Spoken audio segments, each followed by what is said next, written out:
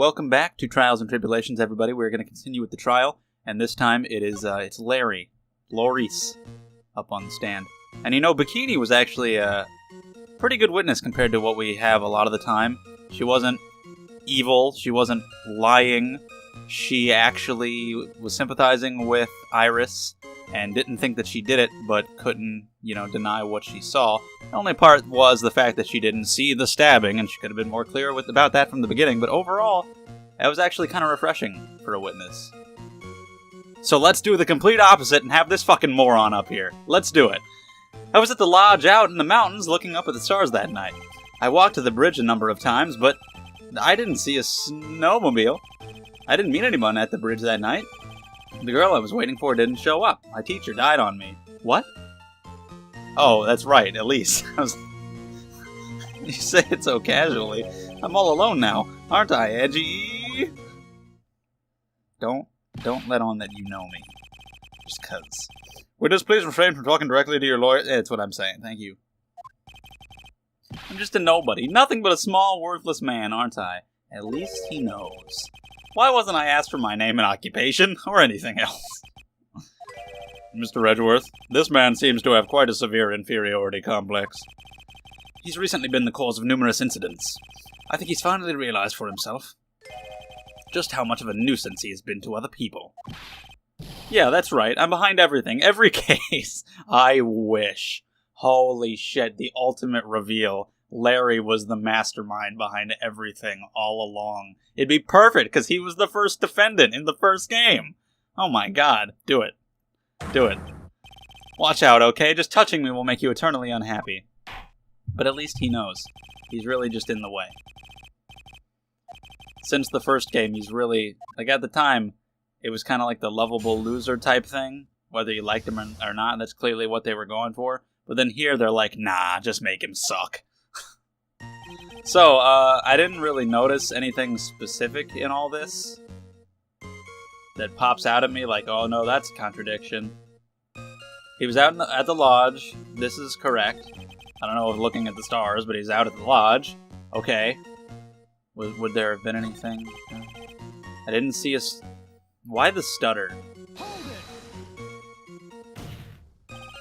Larry, you really didn't see it? Hey, no need to hit your desk. I can hear you. I didn't see it. I didn't see a snowmobile. Larry, say snowmobile for me, please. Now you're just making fun of a handicapped man, Edgeworth. He has a problem, clearly. If you truly have nothing to hide, then why are you stammering like you just flew over a cuckoo's nest? Shut up. What is this? I don't know. Don't ask me. It seems that I'll need to start from a more obvious contradiction. Oh, shit. I'm going to strike the blow that will finally get him to spill the beans. Let's do it. Alright. Well, let's just do that one. You didn't meet anyone? That's right, because I've got nothing to do with this. And I'm just here to buy some Viridian paint, okay? Come on, I expect to see those Crimson Lake faces now. It would appear that simply pressing him isn't going to be enough, Mr. Edgeworth. Indeed. Thank you for the tip, Judge. It seems that he's going to claim to have nothing to do with this to the end.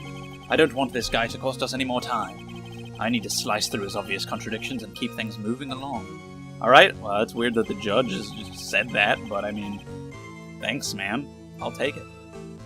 So, I'm still wondering if he's still going to have his Cyclox after this, or if we're going to conclude it here. I guess we will, but then Iris has Cyclox, and then Iris has Cyclox again.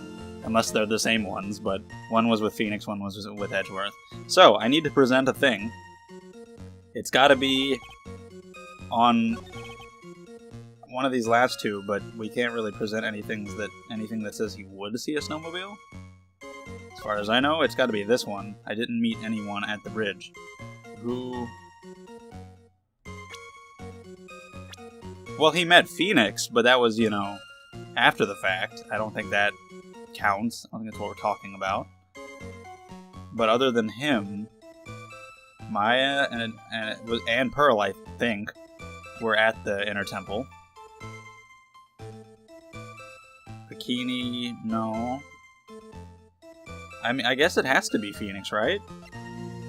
I didn't mean to say his name. I meant it has to be Phoenix, comma Right, you know, question mark. But yeah, it's got to be Phoenix, but whatever. You know, that's after the fact, but maybe it'll get him to make an amendment to his testimony that leads to something else. You're pretty pathetic, and you cause all sorts of trouble. Wow. I'm sorry. But having realized just how much of a nuisance you have been, that could be considered a step in the right direction. Eddie, are you trying to console me? It certainly doesn't sound that way to me. However, I cannot forgive you for the simply turning away from the incidents you create. You're totally pinning this on me. Now then, let us talk about the night of the murder. Sister Bikini, after seeing the murder take place, asked Phoenix Wright to report it. Thus he headed for the public phone by the bridge. There he happened across a certain nefarious individual. You, Larry Butts. That's right, me in the flesh. Listen carefully, witness. It doesn't matter if you change your name. So long as you remain pretty pathetic, you will continue to cause these incidents. It's a really weird way to word it. Huh. Just to say it like that, as long as you remain pretty pathetic, that reality will not change. But what do you want me to do then? Larry, what you need to change is your inner self. What you saw that night. Testify truthfully. So that got him to get him to want to reform himself and be a better man. Okay, we'll see how he ends up at the end of the game. Probably just... I don't think anything's gonna happen. I feel like it's gonna end where he started. He'll be chasing some girl with a weird name and right back to where he was before. Maybe I'm wrong. Maybe he can prove me wrong. What did you see on the night of the murder? Alright, man. Don't lie to me. Trying to be better, right? I went to the shack at around 9, so it would have been around about 10:30 p.m. I was lying under my bedding when a white flash almost blinded me. I looked out the window, and Dusky Bridge was on fire. There was still some thunder, but I went right away to check it out. That's when I ran into Nick, who might be in this case again sometime. You certainly saw quite a lot, didn't you? So, what happened to the bridge after it caught on fire? It was like me after a 3-day stint chasing a girl. Totally burnt out, like almost totally gone. I mean, trying to cross the burning remains was what caused Nick to fall. What did you say? Oh, you don't know about that? Oh, don't worry. Nothing life-threatening. He just caught a cold. As always, hard to know if he should be called lucky or unlucky. Now, Mr. Edgeworth, please commence your cross-examination.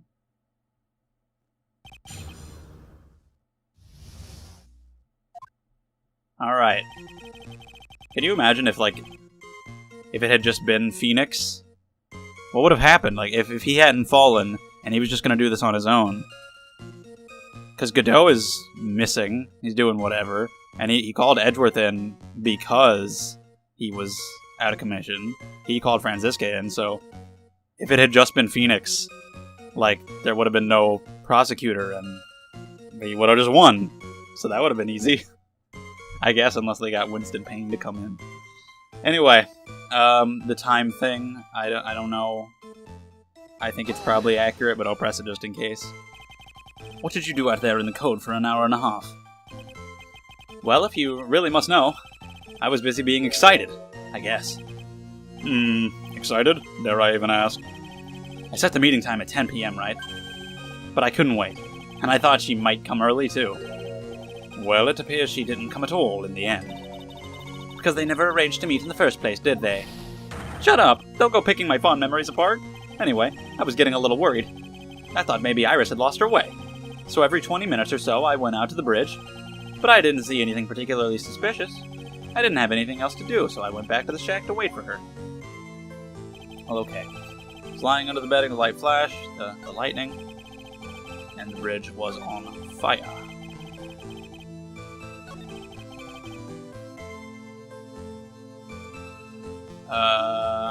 Okay, yeah, I'm not sure what the problem is with this one, so I'm just gonna press everything till we get something.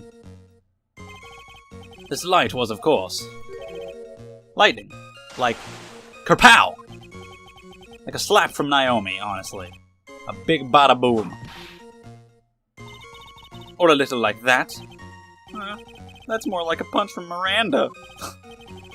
Witness, did you actually see the lightning hit the bridge? No, dude. Not again. 2 in a row? Well, you know I didn't actually see it. Then don't say that you did. Did he not act... God damn you. That's not a new statement in the testimony. No. So he maybe didn't actually see it. Seeing that, what did you do? What do you think? I was burning up as well, from the fire in my heart. And that's why you went to take a look at the bridge. Well, to be honest, it was freezing cold, so at first I thought, forget it, I'm not leaving my covers. But it had pretty much stopped snowing, so I don't know, I changed my mind. I'm not sure I care for the forget it attitude you had at first, witness. Oh, okay. So it stopped snowing after 10:50. The lightning hit, and it's trying to line up the timeline. You said right away, but exactly how long after the strike was that? The lightning fell, and then the bridge caught on fire, maybe around 5 minutes. I mean, I suddenly thought, gotta go check this out. How far is this small shack you were in from the bridge? Hold on, well, it had pretty much stopped snowing. Yeah, you said. I guess about a 5-minute walk? How did Dusky Bridge look when you got there? Like I'd recovered a piece of my childhood. I mean, not even the bonfires kids make during school camping trips can compare. Well, should I press him for a little more info? Sure, why didn't you call anyone? Larry, let me ask you one thing. What is it, Edgy? What's with the serious face? Why didn't you call anyone? Eh? What do you mean? Normally, when faced with a towering inferno, one would try and tell someone. There is a public phone right by Dusky Bridge, correct? Good call. Well, of course, I thought of doing that. So then, let's hear why you didn't.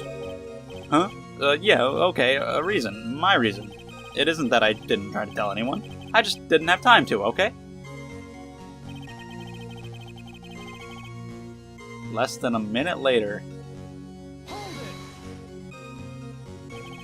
You claim to have arrived at the bridge at the same time as Wright? Well, within a minute.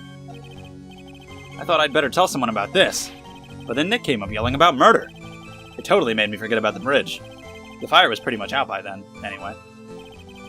What's this feeling? I suddenly have a terrible case of unease. That's the buts. It was after contacting the police that Phoenix Wright fell from the bridge, correct? Yeah, that's pretty much it. More or less. He told me about the burning bridge yesterday. But there's still something that doesn't quite fit. Looks like, despite his change of heart, Larry still isn't telling us the whole truth.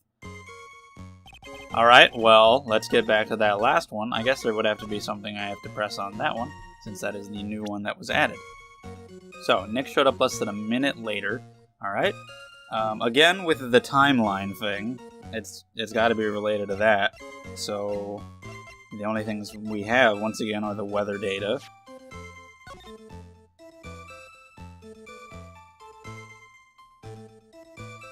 Okay, it had stopped snowing. It struck at 10:45. Okay, I did not remember that part. Which means it should have still been snowing.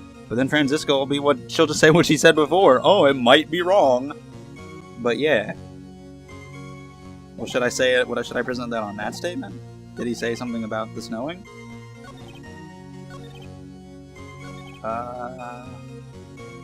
He doesn't specifically say it was still snowing in this testimony, so I'll say it here since this is the one that was added. Here. No, it's right there. Here we go. Your very existence being a contradiction, I'm not sure if you can grasp this or not. Wow. What the hey, Edgy? You make me sound like some sort of alien. But your testimony is conclusively contradictory. The problem here is time. Isn't it always? 3 minutes after Billy leaves on foot, you follow him on your bicycle. How long does it take for you to catch up with him? Terrible at those. It does not even make sense. That's not even a thing you could figure out. This is much more simple. You saw the lightning strike Dusky Bridge, and immediately went to see what had happened. Is this correct? Yeah, well, I wasted about 5 minutes first, but more or less. I have the weather data from the night of the murder here. According to this, the lightning fell at 10:45 p.m. You say it takes less than 5 minutes from the shack to Dusky Bridge. I don't know if I've ever heard the term fell describing lightning, but they've said it at least twice. Meaning you probably got there at around 11 p.m. That all sounds about right, I guess. And then Nick showed up and did his falling act. That is impossible. What do you mean? 11 p.m. is when the murder occurred in Hasakura Temple. Thus, Wright was still there, in the courtyard. There is no way that Larry could have encountered... Oh, that's not... I mean, I was talking about the lightning strike time. But okay. Whatever works for you. Ah, excuse me, I have an objection. You do? Edgy, how many times do I have to say this? I'm not Larry... Oh, fuck off. Laurice Donham! It has not been proven that the murder occurred at 11 p.m. The sister only said around 11. In which case, it could have been earlier than that. Watch your footing there, Miss Franziska von Karma. The slope ahead is slippery. For there is still no way that Wright could have been at Dusky Bridge. Oh, that wrist shake, that was awesome. Perfect way to hammer that in. And why not? It is clearly written here in the weather data report. It took around 30 minutes for the bridge to burn out. Therefore, the bridge must have been burning until at least 11:15 p.m. Which means, what exactly? Wright did not see the bridge as it was burning that night. He did not arrive there until... after the flames had died down. Oh. Larry, you arrived at the bridge at 11 p.m. Wright did not make it there so I guess what I was talking about with the snow is just not correct or not relevant. Whatever. I picked the right thing anyway. What happened during these missing 15 minutes?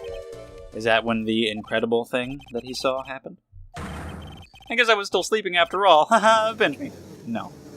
The green pants with the pink... So there was a missing 15 minutes prior to meeting Phoenix Wright.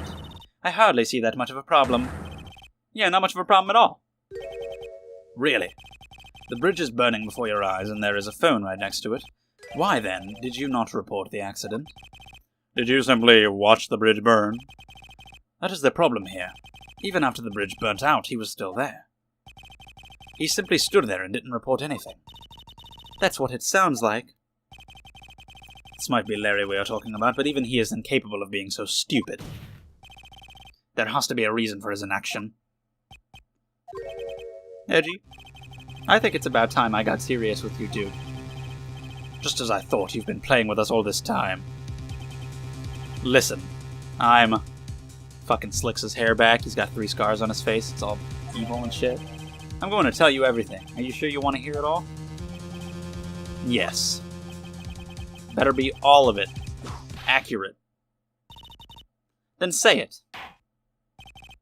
Very well. I have a terribly bad feeling about this, however. Let's have the witness finally give us the whole truth. Now, for this 15-minute gap, what were you doing? God damn it, guys.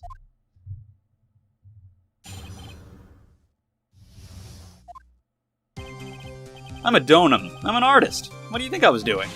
Sketching, in front of the bridge. I was whipped up into a frenzy of art. The shock and awe that I was feeling, I transferred it all directly onto the page. Before I realized it, the flames had gone out and then he came running up.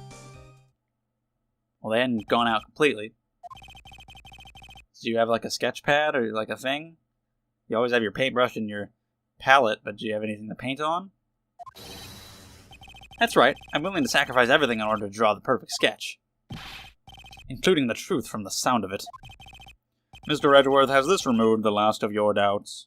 Ah, battery's red. Not at all, Your Honor. One very large doubt still remains. And what would that be? This is a surprisingly believable story, especially considering the source. I'm trying to pull my charger out of my drawer while I'm still playing. So why did he think he needed to hide it from us until now? Get out of the thing! There, I got it. I intend to drag the reason out of him. You'll regret this, Edgy. Oh, shit. Larry, what the hell are you on about?